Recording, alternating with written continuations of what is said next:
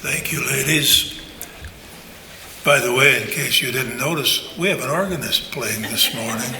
She's been on injured reserve for a few weeks, but it's what happens when you get injured playing football. So here she is. She's back again, and I told her as soon as she's able, I want her to be over there playing for us.